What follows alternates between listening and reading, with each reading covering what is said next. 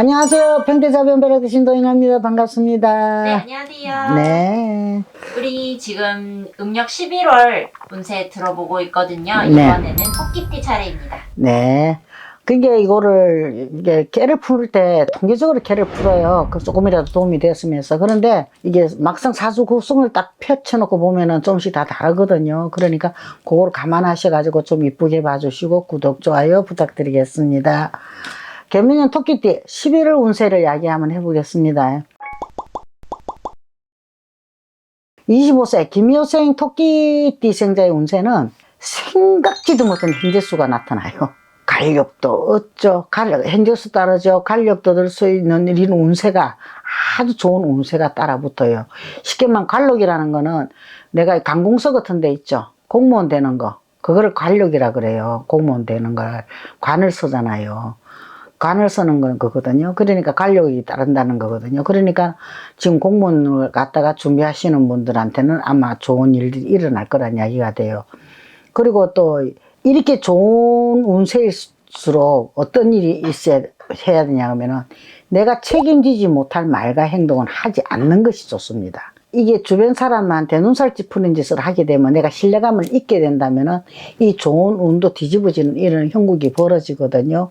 이게 남들 눈을 시선을 생각을 해가지고 말과 행동을 좀 조심을 하고 또 이 나이 때는 좀 그렇잖아요. 그죠? 그러니까 상대에 대한 배려, 자신에 대한 배려를 갖다가 아끼지 않는 것이 아마 이 좋은 운세를 받아들일 수 있지 않나 싶습니다.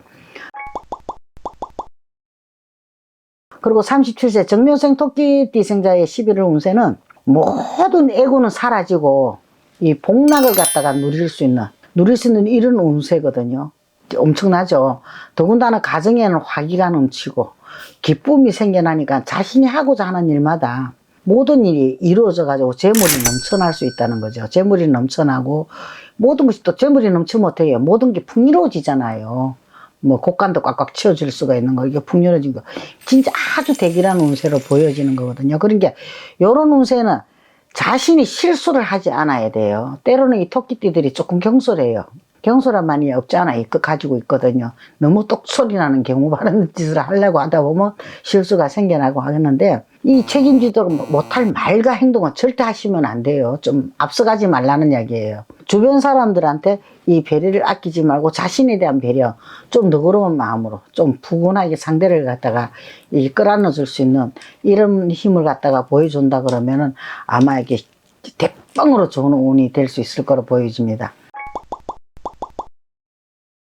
그리고 49세 을무생 토끼생자의 11월 운세는 힘들고 어려웠던 시절은 지나가고 금전운과 재물운이 막 동시 치고 들어오는 이런 형국으로 보여지거든요. 그게 앞으로 막 쭉쭉 뻗어나가면 나갈수록 막 승승장구를 할 수 있는 이런 운세가 들어오는 걸 보여줘요. 그러니까 아무리 내가 아프고 힘들었던 몸과 마음이 치유가 될 수 있는 아주 좋은 운세가 될 거란 얘기죠. 그러니까 생각지도 않는 곳에서 기인을 만나게 돼요. 기인을 만나는 게 어떻게 더 이상 좋을 수가 없는 거예요. 더 이상 좋을 수가 없고 모든 일이 하는 일마다 만사형통이 되니까는 아주 막 대빵으로 좋은 운세라고 볼 수도 있거든요. 그러니까 기대를 해봐도 좋을 것 같습니다. 그리고 61세 개묘생 토끼띠 생자의 운세는 재물은 생겨요. 재물은 생기지만은 사람들이 시기해가지고 해를 당할 수 있거든요. 그럼 어떤데, 그 돈, 이게 막 실득할 정도로 이런 일이 생겨날 수가 있다는 거죠. 그러니까 새롭게 시작하는 일은 절대 하지 마세요. 내가 돈 좀 더 벌자고 내가 다시 시도를 했다가는 이게 좋지 않는, 이게 손재를 당해가 좋지 않는 일을 당할 수 있거든요. 그러니까는 내가 현재 하시고 있는 일 갖다가 무엇을 하려고 한다 그러면 꼭 마무리를 잘 하세요. 마무리를 잘 하시고 나야 무엇을 하더라도 되지, 그냥 무조건 걸쳐놓고 하는 거는 본인한테 좋지 않은 일들이 벌어질 수가 있다는 겁니다. 그러니까 이게 모든 것은 그렇잖아요. 우리가 동짓달이라 그러면은 우리가 긴장을 놓으시면 안 돼요. 올해도 다 갔다. 아니요.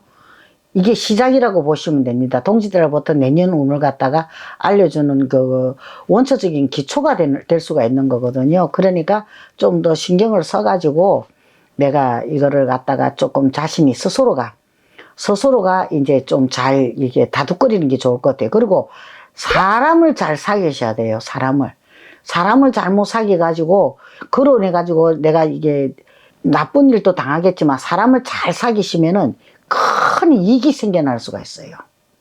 그러니까 사람 구분을 잘 하셔야 돼요.